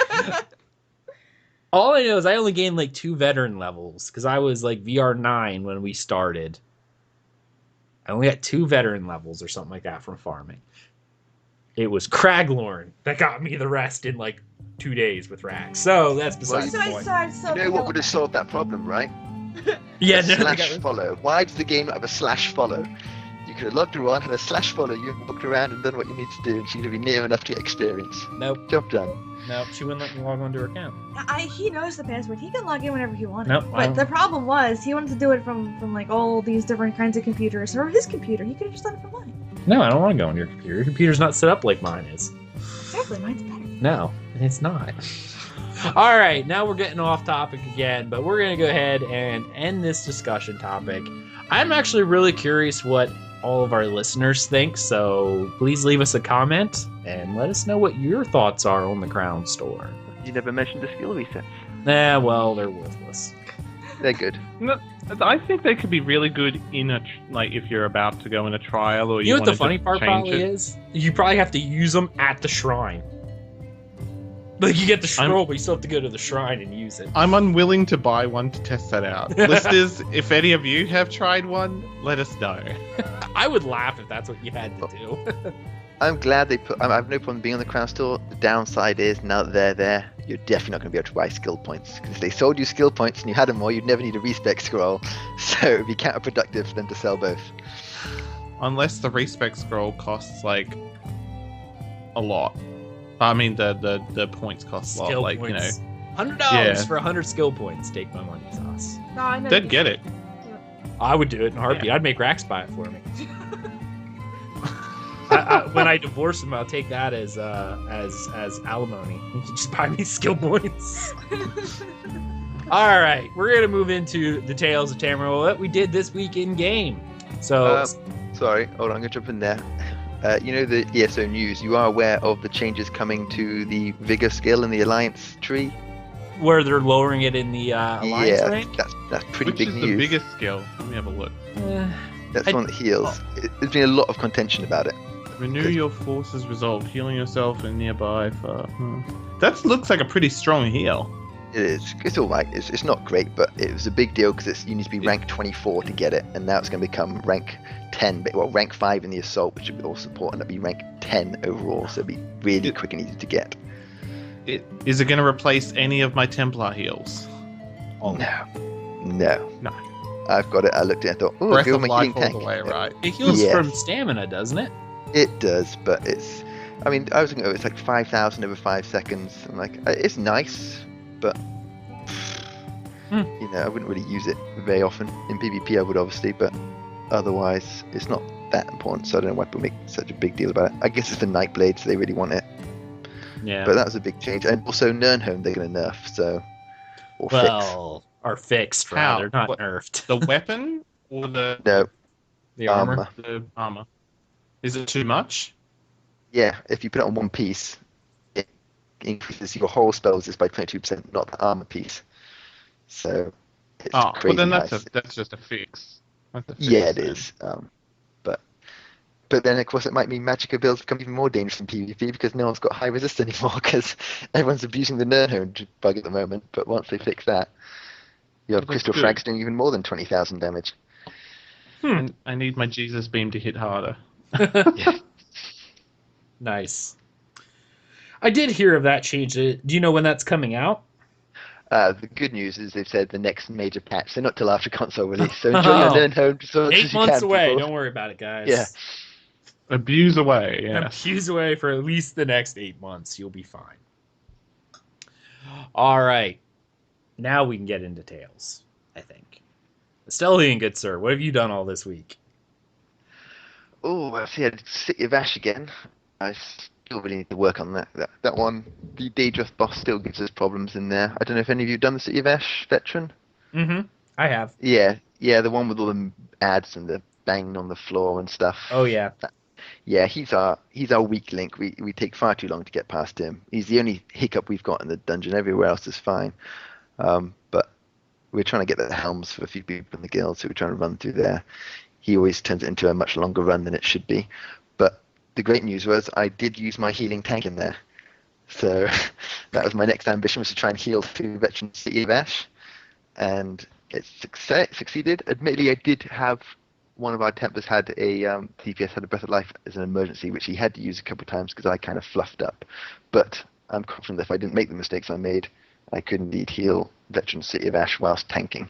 So that also makes that boss a lot easier. We've got 3 DPS smacking him down rather than 2 and having a healer there. But it is a lot of work. But that was a lot of fun. Been doing PvP, and as Rax mentioned before the show started, yes, I have noticed a lot more battering rams turning up again to go through the front door of sieges. Oh, bless those inexperienced players. But yeah, lots of easy AP there with a bit of burning oil. The big news, of course, is Friday. My guild did Hel Ra again, and we finished it.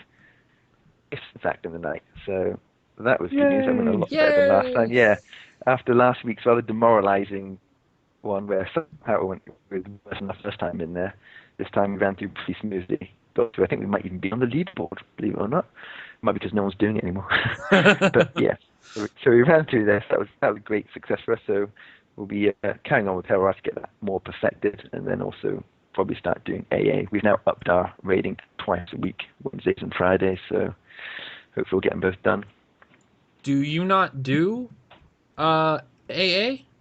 We ran AA on one of our first weeks, and we got to the end boss and stuff. But when we went to Hel Ra, we decided we'd focus on one to get that done, and then we'd go back to AA. So now that we've done Hel Ra, we'll probably Wednesday's raid will be to AA to get that one finished as well. Okay. So cool. Because Hel Ra's easier, so it was a good one to start people on. Nice. Okay. All right. Rax, good sir. What have you done all this? Well, playing with you, good sir. I know. We had an epic session where we got through the tail end of Deshaan, all of Shadowfen, and got up to Eastmarch all in one sitting. Mm-hmm. Yes, we did. Some good fun. It was. We were way over leveled though for Shadowfen, so we decided we're just gonna do the main story and got all the way through that. It didn't take near as long. It went really, really quickly. Yeah, it was fun though. That was definitely fun. I was say you're working on your Templar too, right? Well. Yeah, just hit that one on him now because he needs to be your healer, so I'm trying to get him up. I'm actually in the Village of the Lost at the moment, trying to clear it, and there are all these floating islands, and I'm quite lost right now. I'm trying to find how to get to like 2 of the bosses, and I've been here for about 3 hours now. I'm having fun, but Templars awesome. I've got all the abilities now finally unlocked, so having a good old time. Got to get my alliance rank up though, because I need barrier if I'm going to be the group healer. So I need to spend some time in Cyrodiil over the next couple of weeks. Right. Okay. Thais, you and I, we had a little bit of fun this week as well, didn't we? Yes, we did. What all did we? Do you remember what all we were working on? Well, I know I'm really bad with any zone that's not Daggerfall. Bankarai? Yeah, we're in Bankarai, yeah. Well, no, didn't we finish Bankarai? We finished the city of Bankarai. Okay. Or Evermore. Evermore. Yeah. Which I like that city, by the way. It's a very nice city. Yeah. It took us a long time to complete that gravestone quest because we kept getting confused with all of the different like options and reading the clues, and it was just impossible. Okay, all right. Yeah, we did that, and we had the talking crows. They were fun. I love the talking crows. Whenever I read any speech by the talking crow, I can't help but twitch my like head around because that's what they do when they're talking. So if you ever look at me, don't judge me too harshly if we're doing a crow quest. I want a pet crow. Oh, get a raven. They're smarter. Coming to a crown store near you. Absolutely. Yeah, so we did that. We've cleared out all the Imperial spies from Evermore, and now we're fighting the Witchmen. Ag's question for that was, why do we have to signal the crows when we can just, kill them ourselves? I'm like, yeah, but then we would be implicated. This way, we're free to murder all kinds of It people. doesn't matter. The Queen supports us. She supports us. We could just stab them. Yeah, I don't want to do that though. I would have. I want someone else to do my dirty work. Like the crows. Yeah, exactly. Yeah. There goes the While sheep. they like talk and twitch. And twitch in the weird Yeah. way. All right. Okay. Yeah. So that was fun. We did that. The only one other thing I want to mention is the quest we did do with the queen. We didn't choose. We had the queen make the decision for us, and I was pleasantly surprised with her decision because she was ruthless. Oh my gosh. Yeah, it's just something stabbed him. That's great. Yeah, but I guess most of the week I spent in Citadel, not actually PvPing. I actually farm in Citadel. So I've been doing a lot of that, and I played with Rax most of this weekend. And like I said, we went through all of it. I got my Dunmerry Sorcerer to, what is it, 29 now, I think, or something close to that. Yeah, about that. Yeah. So that officially makes it my second highest character. 1 VR14 and a 29. That's it. So, well on my way to another veteran rank, which will probably still beat VR14 before Thais does. Oh, that's not gonna happen. Nope. Really? Really. Yep. You think so? The bet is on. We got to make this happen now. Yeah, I know. Time for us to grind. So, I don't know, another ant farming motifs you could find it gets there very quickly. Oh my gosh. If you have a second one before I reach my first one, I'm gonna have to beat you with all kinds of random objects. It's not like we lollygag. I let him open every damn chest that we He does. find. He does. He lets me open all the chests because I never get to with you. Yeah, but you play by yourself so much, leveling without me, that you've opened tons Hey, of chests. I can't level anymore. I've reached the cap. Now I just play an open chest for the fun of it. Except for champion Well, points. while you laugh at me, it's a chest. It's a chest. I delete everything that goes in. I don't really want. I just want to open chests. Yeah. So that was our playtime this week. I was trying to think. There was something else I wanted to mention too, and I cannot remember for the life of me what it was. And it was something really cool, and now I can't remember. That's a shame. All right. Time for dramatic reading with Thais continuing her next series of books, The Tribes of Murkmire Root House People. So whenever you're ready, Thais. We had another close call today.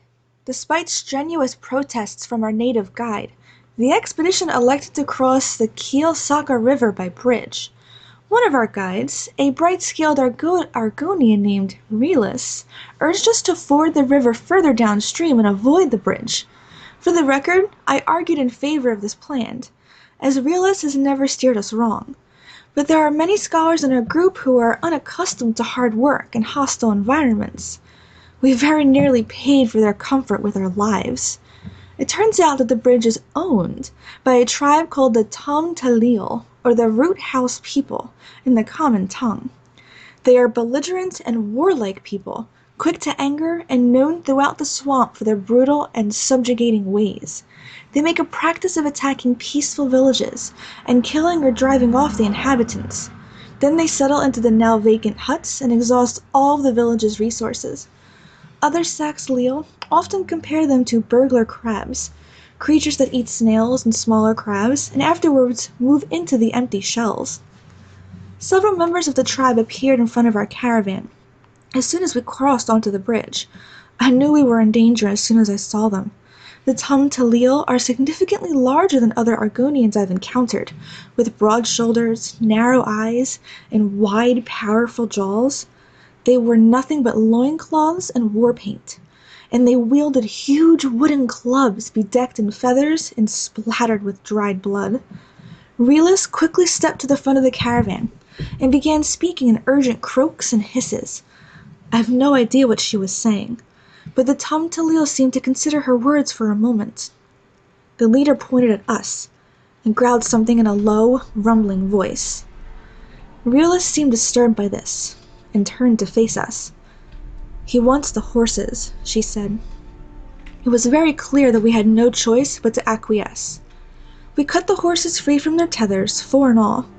The root house people took 3 of the horses and led them off the road and into the swamp. The leader of the brigands led the 4th horse to the middle of the bridge, stepped back a few paces, and then brought down his club on the animal's skull with a sickening thud. The poor beast's head was pulped. I've never seen anything so ghastly. One of my compatriots retched over the side of the cart. Relis wasted no time gathering the strongest of our party to push the carts to the end of the bridge. Luckily, the next village is only a half a day's push away. I think everyone will heed Relis from now on. So what about Argonians being lovey and what? That's a particular sect that I don't associate with. Oh, really? Yes. I am from the hippie tribe of Love and Flowers. The hippie tribe, didn't we already talk about those? And they weren't even the hippie flower, they were the ones that give up, what are they, the ghost people who give up the ones to Sithis because they force that was all the shadow scale people, yeah. Yeah, because they force all their females to sink in cycles so they all breed under the sign of the shadow. Uh-huh. No. I am really seriously from the hippie Argonian tribe of. What is it? I think is it the Bright Throats or something like that? I can't remember. One of them was a hippie tribe. I'm making this up. I don't know. No, but there was one that was. Oh yeah. I don't think I'd like to be a male Saxaleel in that camp when everyone's all in sync. I said the exact same thing. Scary Yeah, times. but the Argonians are so mellow that I don't think that they would all, turn into teeth and claw. No, they probably would, but they'd all do it in that monotone voice too. Oh. Yeah. So, all right. We're going to move on to the next section, which is the Guild Corner. That's right. Asteldian, good sir. Crucius Sanctorum is still happy to accept new members on the European server for Daggerfall faction players. Daily vet ranks. We've now upped our game, as I mentioned earlier, to 2 times a week for trials. And we also have once a week doing PvP. So, if anyone's interested, we're not a hardcore guild looking to do speedruns or anything. So if you're a slightly more casual style of raiding, you can come check us out. You can either talk to me at Asteldian in-game, or you can go to our website, which you can find via the Dungeon Crawler Network website in the Contact Us page. So come check us out and apply. Excellent. And I remember what it was I wanted to mention during the Tales section. I beat Aetherian Archive this week. Hey, very nice. I ran that with the Dreadlords, and they got the clear on that. That went really well. I only died once, and it was to the axes on the farm. Oh, those axes are a pain. It was right about the point where we all had to get together and AoE her down, and unfortunately one of the axes got free of one of the tanks, and I tried to block, and I was sitting there holding block, but it wasn't long till it ate through my stamina and just murdered me. Yeah, they hit hard. But yeah, otherwise got that clear. That was what I was talking about. And I didn't buy it from the ground store. One thing I forgot to mention, I have changed, much to my shame, to test out Magicka-based Templar. So Yay! After all this time, I've finally just left my stamina build behind. It's not because of any sort of anti-two-handed, because I'm loyal to that till the end, but obviously with my tank healing build, and even my main tank is Magicka focused, well, doing the healing as well as the tanking, obviously all my champ points are based on my standard DPS guy and tanking, so I was making it harder for myself for the concept of the build. So I've now changed over so the champ points work, and as a consequence I'm now testing out Magicka builds. To be fair, my Magicka builds are still melee based, so they're using dual wield and running in there just still magic attacks. Obviously dual wield gives you more spell power, so I run in there and puncturing sweeps them. So not all that comes from Japan style, but it's magic based. Nice. Awesome indeed.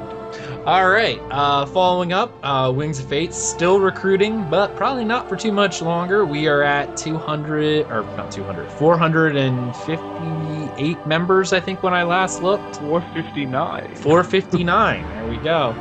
So we are filling up very rapidly. If anyone is indeed interested in joining our trading guild, you can whisper me in game or send me a message at Aggelos, Aggelos. We won our guild trader in Sentinel. I think we're 4 weeks running now. Yep. So that's been going really, really well for us. Special thanks to all the people who donated in our raffle, because that is what allows us to keep this going. And speaking of raffles, we do have another giveaway.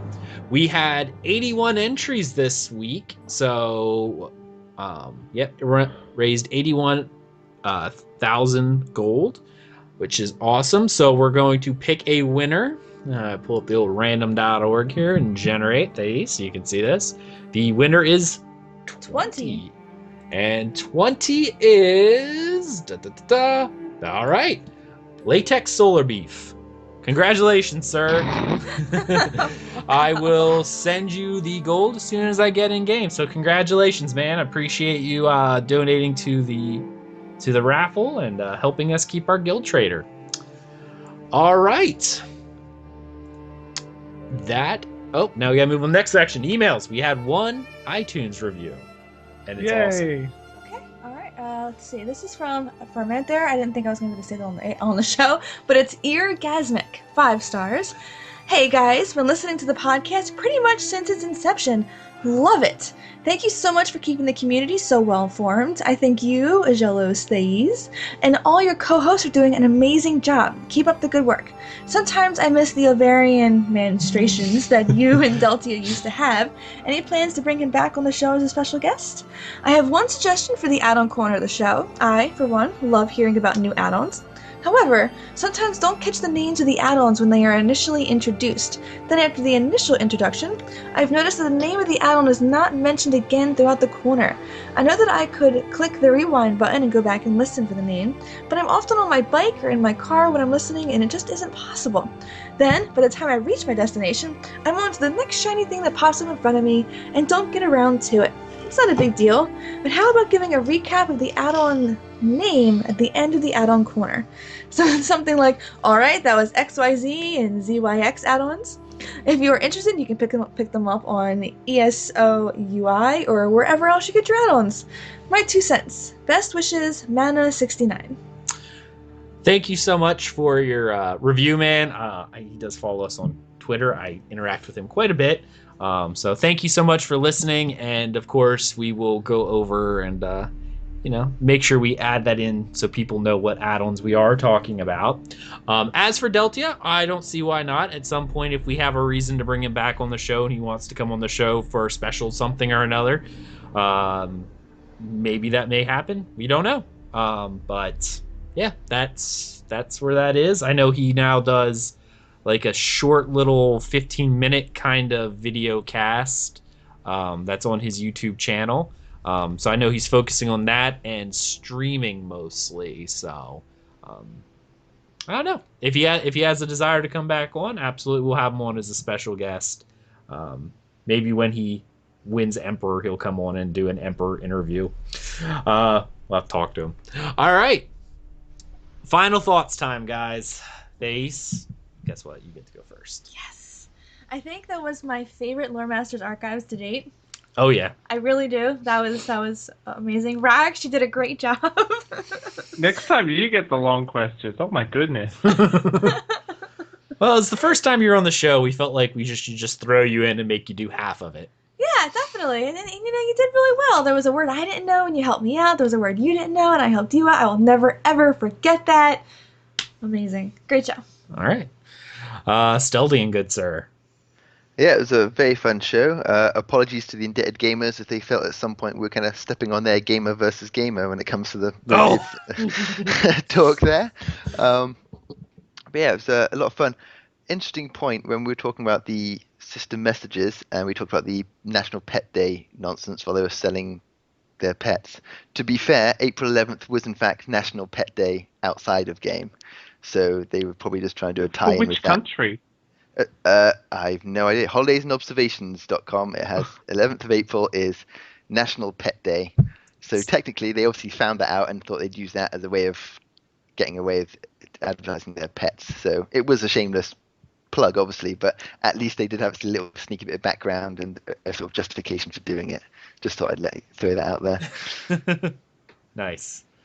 Rax, good sir. How did you enjoy your first show? Oh, it was a lot of fun, mate. Had a good time. Happy to come back with, when you got a spot open. And when I'm not mad at you anymore? Look, everybody can enjoy Tamriel in their own way. As long as everyone's having fun, that's the main thing. Nice. They have to have fun our way. They have to have fun our way or else I'm not having fun. You're only having fun if you're flogging your overly priced motifs, which I'm not going to buy. Well, all right. We'll just agree to disagree. We won't get a divorce yet, but we'll have to go to like tribunal counseling or something. Well, the mother provides. Oh, nice. All right. Final thoughts for the show. Was a lot of fun. The topic, of course, was hairy, but obviously nice to get everyone's opinion. I guess we were kind of almost straight down the line, and it was actually kind of interesting if you think about it. I was the fiery against, whereas Thais was a little bit the fiery, but not really. You know, she was against the Crown Stores things, but not really adamantly like I was. Asteldian was for, but not really adamantly, and Rax was fiery for it. So we kind of had an exact match for this episode, so that was pretty fun. Well, I can't be fiery. I don't have a rival on the show anymore. Oh, Asteldian was your rival in this case. Yeah, but it's Asteldian. I can't. He's British. How am I supposed to rival with that? Just think of Nate and be like, he's not as cool as Nate. It's true. Damn you, Nate. Darn you, Nate. Taking away my British card. You can try and rival an Aussie, but it's just not going to work. No, because Aussies are just so terrible on their own that the majority of our supporters are Australian. That's right. I mean, do not say anything bad about it. You could lose all of your funding very quickly at this point. Yeah. No. What I meant to say was I love Australians so much that he can't be my rival. That's right. And that Australians are better than Kiwis in every way. I can't agree with that one. I'd agree with that. All right. Thank you, everyone, for listening, and we hope you enjoyed this episode. Have a good night, everybody. You just listened to another episode of Tales of Tamriel, a Dungeon Crawler Network production. If you want to get involved, please be sure to check out our website at www.dungeoncrawlernetwork.com. Please be sure to follow us on our social media and YouTube channels. We can be found on Twitch at twitch.tv/dungeoncrawlernetwork, on Twitter at dungeoncrawlnet, and at Tales of Tamriel, and on Facebook at facebook.com/Tales of Tamriel podcast. Thank you for listening, and we hope to see you next time.